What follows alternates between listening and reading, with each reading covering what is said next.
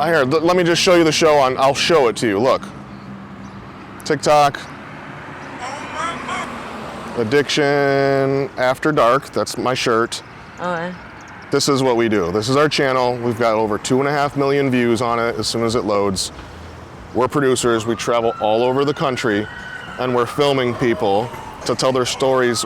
See, Cleveland, here we are. There I am right there. We're arrived in Cleveland, we set up a film, and now we're doing street filming for a 20-minute interview about addiction. That's all we're doing.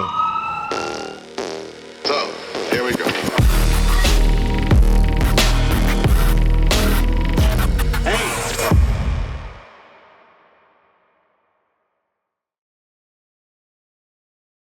My name's Jamie. Jamie? Mm-hmm. Where are you from, Jamie? Right here, Lorraine Avenue. Lorraine? Is this considered Cleveland? Mm-hmm, West Side. Grew up here your whole life? Yeah, in this vicinity between like a 3 to 5 mile radius. How old are you? 30, I'll be 35 August 10th. 35, that's young. A lot of life left, hopefully. I just had my first baby when I was 33, and I'm surprised he made it. He turned a year old on Easter, and his name is Nathaniel, God's gift, oh my goodness. New beginning. He was born 2 pounds. Yeah, and this is him a year later. Why? What happened with the pregnancy to have him come out that small? Well, I had a hard time conceiving anyway, so I didn't think I could get pregnant, and there's kind of like a thing that I didn't really actually know I was even pregnant, because I've been pregnant before and I lost my baby. I've had 3 miscarriages prior, and 2 of them when I was in the county jail, when I was in prison. And then I had a daughter, and she died during birth. I had toxemia and preeclampsia, and I had her at home by myself. My sister came home a couple minutes later, but it was too late. I got in the bathtub, and I shouldn't have, because they say you're not supposed to get in the bathtub because your water could break and you can't know it.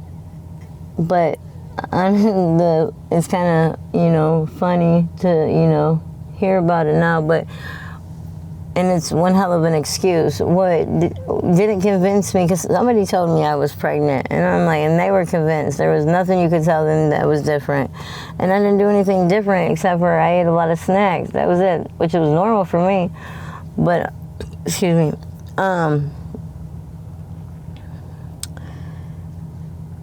Did you forget what you were saying? yes, I have. Are you high right now?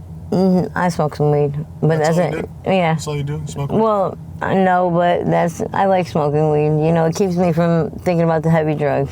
What other drugs do you do, or have you done in the past? Heroin and crack. And when's the last time you did those? Probably a little bit ago. Earlier today? Mm-hmm. Do you do those every day? And heroin is like a necessity in my life. I've been doing it on and off for 18 years. Heroin's a necessity. Yeah, So if you don't do it, you get sick. Oh man, dog shit sick, and I'm not gonna let myself go through that. Is that how you went to jail and prison? I know you said that a couple times. Well, I've been to prison, Marysville, 4 times. I got 3 numbers. I was bonded over from a juvenile to an adult. When I got for what? What'd you go to prison for? Well, I have a thing with drug dealers. Like all my boyfriends, I seem to attract are drug dealers, and then the ones that aren't, or that are supposed to be the good guys, that I think are the good guys, are hypocrites, and they try to down you, and you're not gonna down me because of what you have, because regardless of what I do, I still have a place where I can call home, where I can get up in the morning and take a shower, go in the fridge. I don't have to worry about somebody touching me when I'm sleeping, by the grace of God. Like I have kind of a simple, stable, drug-filled life, I just use drugs like I've been doing. It's like people being in prison for all the years, they get accustomed to it, it becomes their life, so they know how to go through every day, just like heroin. I know how to go through it every day. It's like a game out here that we're playing, and people, it's contingent on how well you what's the word, you master the game. You're still never gonna win. Have you mastered it? No. The only person that masters it is that gets clean and stays clean. Have you ever been clean? Yes. Did you like it? Yeah. But, you know, like they say, and you know what's crazy is, you know, I've been probably doing heroin longer than probably mostly anybody you've interviewed in this neighborhood, if you have. And these girls, they all smoked crack. Nobody did heroin. Like, I was the only one. I was 17. And it was hard to find. You didn't walk out the store and say, hey, can I get a sample? Or people bum rushing you and giving you samples.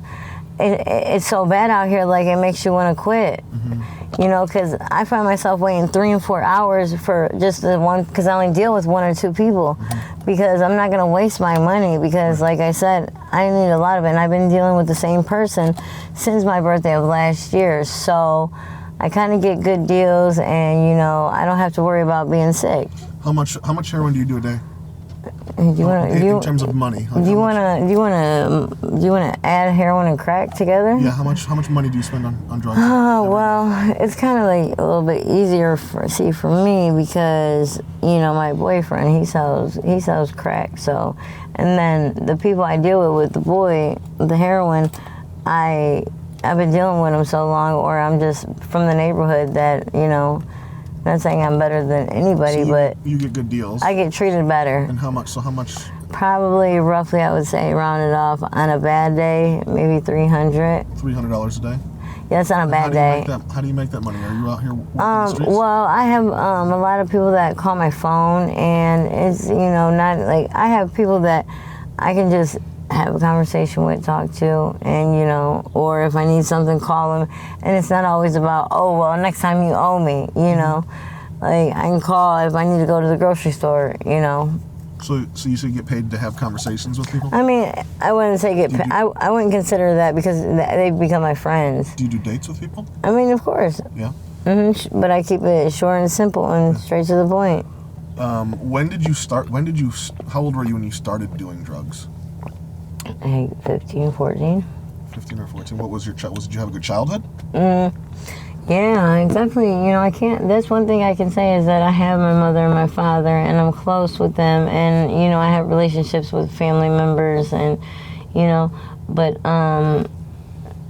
no trauma or abuse or neglect or anything like that from growing up? Mm-mm.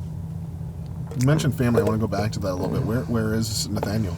He is with my sister. He's with your sister? Mm-hmm. But I see him 3 days a week, so. That's good. But I'm trying to hopefully figure it out, but at the same time, I'm thinking about his mental state.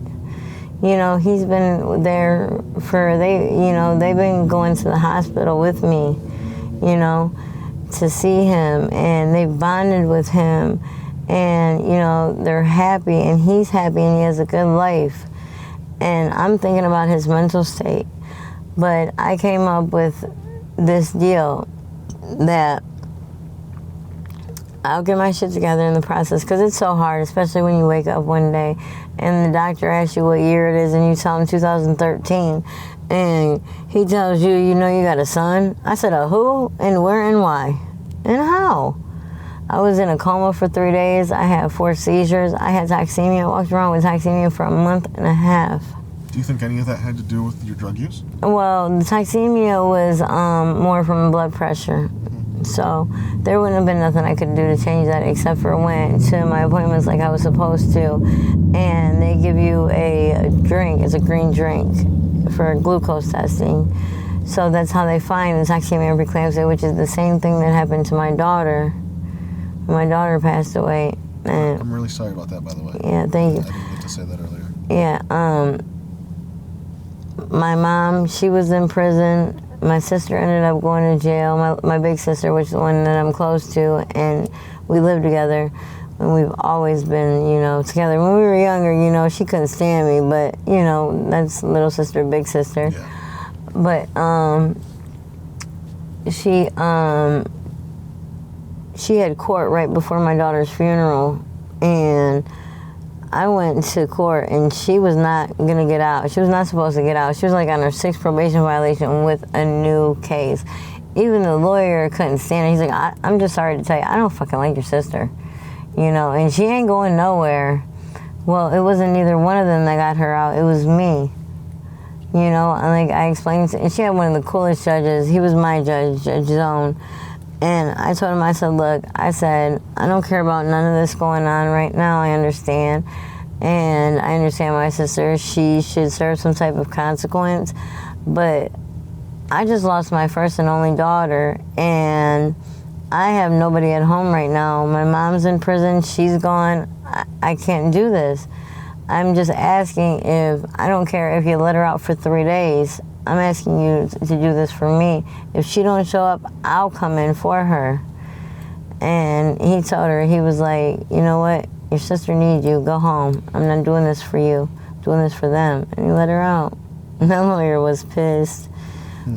But I haven't been in trouble in 3 years. That's good. I have no wants or warrants. Like, this is the first time in a long time that I've been able to say that, and it's like a great feeling. Did you think we were the police when we? No, I knew you guys wasn't the police. I knew you guys were just somebody doing something.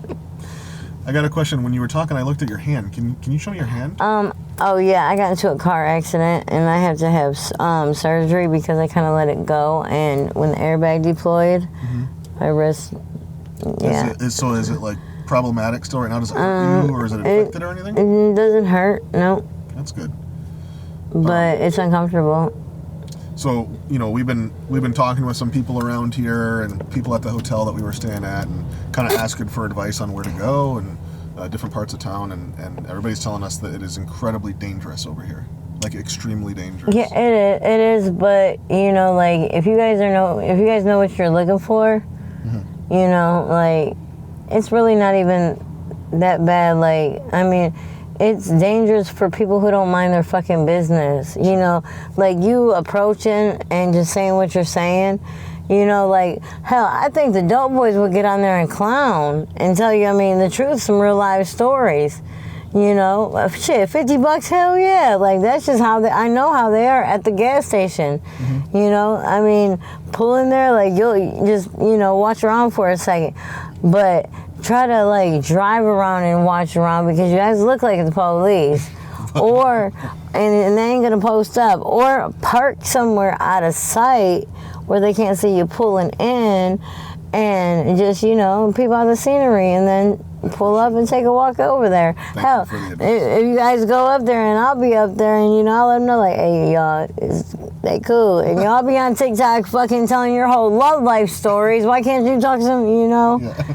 How do you protect yourself, though? Is that something that you get nervous about? Do you, well, see, not anymore. Get in people's cars? I mean, yeah, don't get me wrong, I do, but I really don't, because for the most part, I work off my phone. So if I'm out here, sometimes I'm just pussyfooting around or I'm actually going somewhere. What do you mean you work off your phone? Like you're on websites? No. No, you don't. I just got people regular that I've been dealing with, because I live on that street right there on 81st, so I ain't far from the scene. And then I just moved from back here through this alley.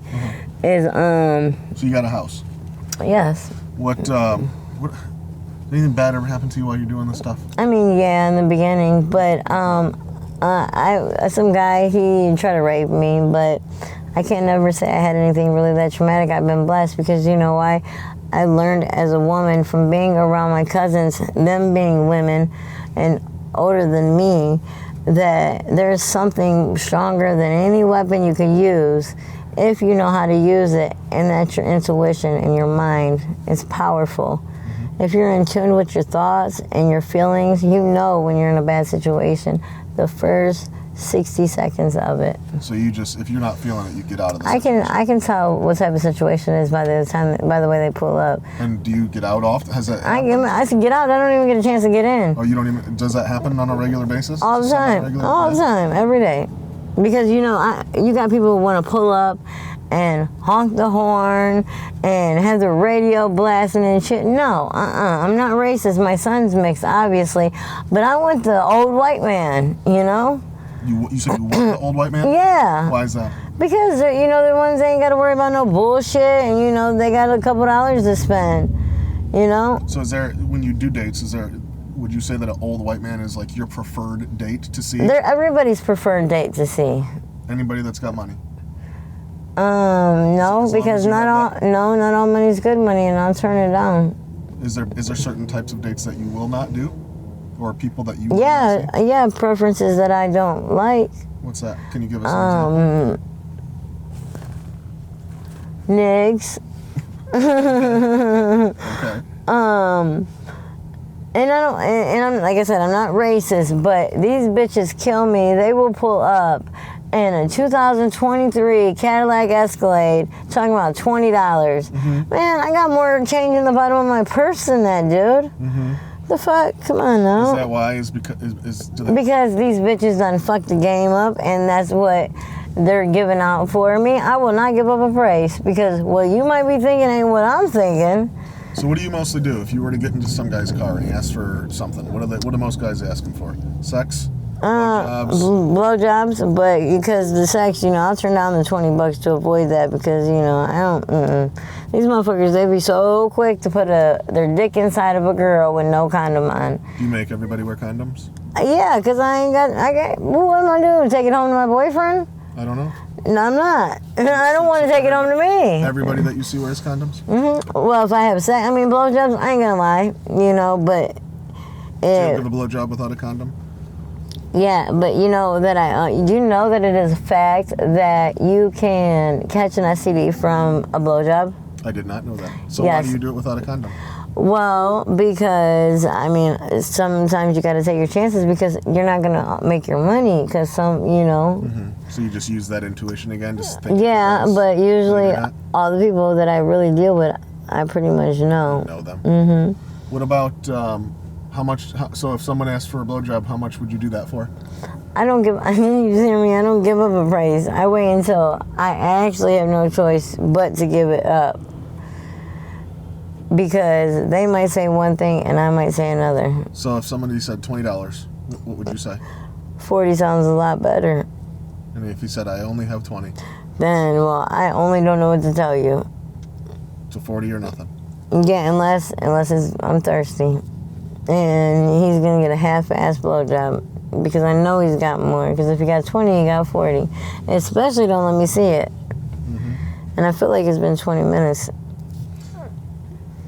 Have you ever tried to, or thought about, there's been a lot of things that you've told me, it sounds like, the loss of your kids, and I know that you mentioned that the rape that happened was not anything significant to you, and it's just part of the game, but that's a traumatic event for people. Have you like talked to anybody about Yeah, the things that happened? I went to Mosaic class for trauma. Did it help? Yeah, because I dealt with relationship abuse with my ex-boyfriend. I was young. I was about 16. I got one last question for you, Jamie, and I appreciate your time, so thank you. If you had a magic wand and you could wave it and create a life for you and your family and everybody else out there, doesn't matter who it is, for you specifically, what would that life look like if you could wave that magic wand right now and project yourself into your dream life? Well, that magic wand, it would. Hey, they can take the opportunity, but I got to focus on me and my son. And I just want to be sober for 5 years and have my son have a job. I don't care if I have a hoopty little car, a 2-bedroom, somewhere, in Brooklyn. I don't care. I just want to be content. You want to be normal and sober and have your son? I don't care about the big houses. I had all that. It doesn't impress me. Do you believe that can happen? I believe in anything. I believe in manifestation. I believe in the law of attractions. I believe in speaking things into existence, because I've witnessed it.